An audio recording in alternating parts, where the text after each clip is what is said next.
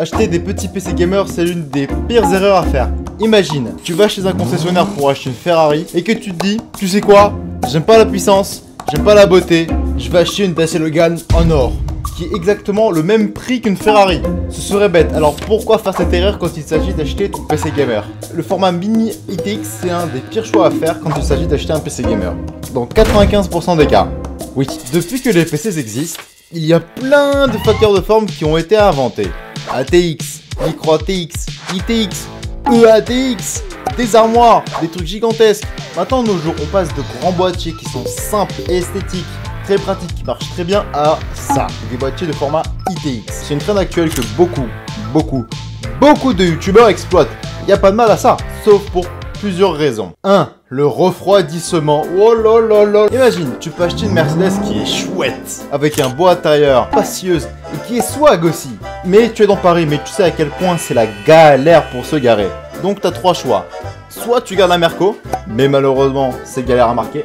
Soit tu prends un scooter, très pratique, mais bon quand il pleut c'est chiant. Ou soit tu prends une voiture de blaireau, plus communément nommée une Smart, qui est elle aussi théoriquement une Mercedes. Donc bon, t'es dans Paris, t'as décidé de prendre une Smart, donc une mini bagnole. Mais malheureusement, cette bagnole a plein de problèmes. Pour commencer, tu n'as pas d'espace. Bon, c'est à peu près le concept de la bagnole. C'est très pratique à garer dans Paris. Par contre, tu vas galérer avec ton sac de course parce que, oh purée, où est-ce que tu le mets? Tu peux me dire, ouais, tu le mets sur le siège passager. Imagine, tu as une passagère. Comment que tu fais? Ça rentre pas! À l'aide! Mais bon, en tout cas c'est fait exprès, donc au moins tu sais ce que t'achètes. Par contre, donc pour la ville c'est très chouette, mais il se peut que la milliseconde où tu sors de cette utilisation de la ville, les Smart c'est de la merde. Donc tu as beaucoup moins de performance comparé à la Mercedes. La Smart, donc la mini bagnole, coûte le même prix qu'une Mercedes, pour beaucoup moins de performance quand même. C'est pareil avec les petits PC gamers, c'est un enfer. Et certains boîtiers TX avec des mailles sur le côté qui permettent à la graphique de bien respirer. Bon, puis après il y a d'autres boîtiers qui permettent de option pas refroidir avec la graphique et de créer un four. Le Porno Cooler Master NR200P. Alors c'est vrai que je te parle de bien faire respirer ces composants. Alors tu peux te dire pourquoi c'est important. Je vais t'expliquer. Les composants d'un PC, ça chauffe. Pour l'instant, pas de surprise, j'espère. C'est pour ça qu'ils ont des ventilateurs qui tournent et des aussi gros dissipateurs. Mais le problème, c'est que dans un boîtier ITX, c'est que assez souvent, les composants sont soit derrière une vitre, soit ils sont carrément cachés. Il y a quasiment zéro air frais dans le boîtier. Et justement, les composants, ils commencent à surchauffer. Alors, de nos jours, pour éviter que les composants, ils crament, ils ont mis des limites. Et tu te dis, bon, si ma carte graphique tourne à 83 degrés constamment, bon, 83 degrés, c'est la température maximale qu'une graphique peut atteindre de base. Et puis ensuite, ce qui va se passer, c'est un cercle vicieux qui va commencer. On va prendre une RTX 4070 Ti pour un exemple. Donc, disons que tu mets ça dans un boîtier ITX derrière une vitre, là où il y a strictement 0 air qui passe, donc ta carte graphique elle surchauffe, donc elle atteint les 83 degrés. Donc, disons que là, jusqu'à là, tu es à 100% de la performance. Ce que cette carte graphique doit faire, elle doit baisser ses performances, donc par exemple à 80%, pour que la carte graphique puisse refroidir et rester en dessous des 83 degrés pour éviter qu'elle crame. Elle descend en température, mais le problème, vu que ton boîtier c'est un four et qu'il y a 0 air frais qui rentre, même à 80% de puissance, ta carte graphique revient à 83 degrés. Qu'est-ce qui va se passer? Et puis elle va atteindre 83 degrés, etc. Le cercle va continuer jusqu'à environ être à potentiellement 60% des performances pour être dans une température à peu près correcte. On sort des explications. En vrai, en général, si tu prends un bon boîtier TX, tu peux dire ouais, ma carte graphique va avoir de bonnes températures, et c'est assez souvent probablement le cas. Et donc tu te dis ouais, c'est un bon choix. Si c'était si simple. Le processeur. Si ta carte graphique peut respirer, il est très fort probable que ton processeur ne respire pas du tout. Il se peut que tu puisses prendre différents ventirades, comme par exemple un ventirade spécial low profile de chez Noctua par exemple, qui coûte aussi la peau du cul. Bah, le problème dans un NR200, il prend l'air doux. Disons que tu construis un petit PC comme ça, avec une RTX 4060 et que tu mets un i5 13400F avec un ventirade comme ça passe. En vrai, il se peut que tu as des bonnes températures et tu pourras bien exploiter ton PC. Sauf que malheureusement, sur YouTube, il y a des gens qui ont complètement abusé. Par exemple, il y a des youtubeurs qui sont assez populaires, comme par exemple aux États-Unis, Bitwit. Il a mis un énorme processeur comme le Ryzen 9 7950X, qui est un enfer à refroidir. Et donc tu peux dire, ok, les ventirades c'est la daube, lui il a mis un water cooling, ce sera super efficace, ça va très bien marcher. Non. Il y a deux raisons à ça. D'abord, l'airflow. Car quand tu regardes l'air passer, bah déjà de base il prend l'air doux du boîtier, parce qu'il n'y a pas de ventilateur en façade, ni en dessous, et que au-dessus pour extraire l'air. Bah, il est aussi très fort probable que pour refroidir ton processeur qui lui déjà de base chauffe énormément, que tu prennes l'air chaud de ta 4090. Pour refroidir ton processeur, donc tu vas atteindre des températures mais dans le cul avec ton processeur. Son Ryzen 9, il tournait environ 10-20%, il avait une température moyenne à 85 degrés et température maximum à 92, donc à la limite.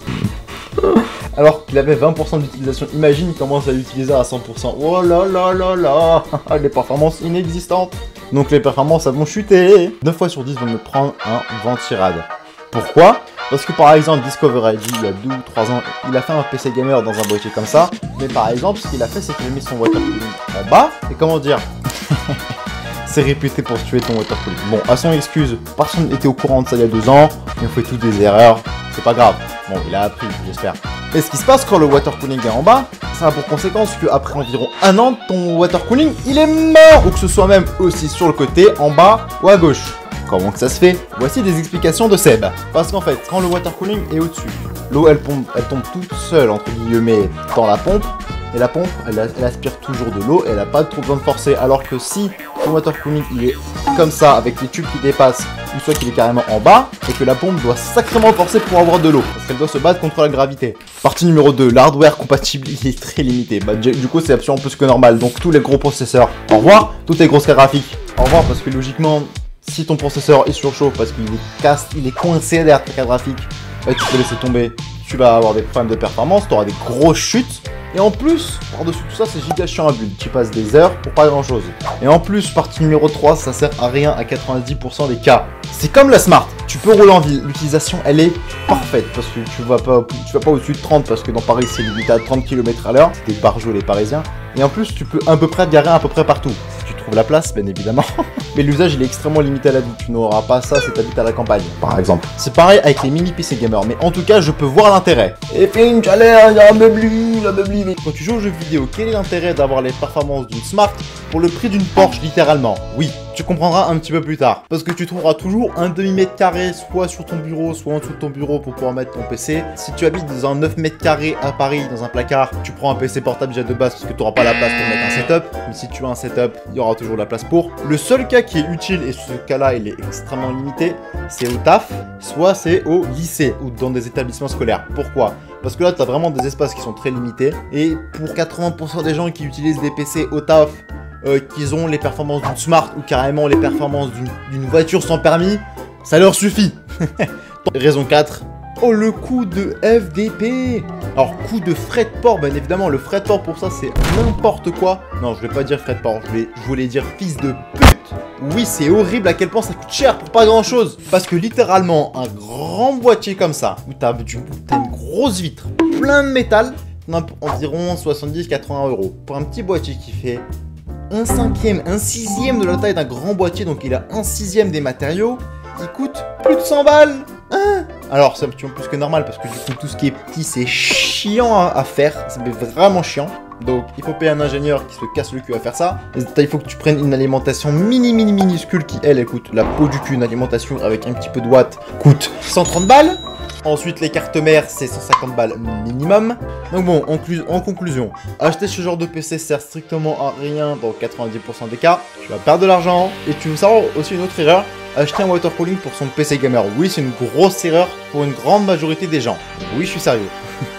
Et en plus, le pire, c'est que j'ai des vraies raisons logiques derrière ça. Et je t'explique tout ça dans cette vidéo.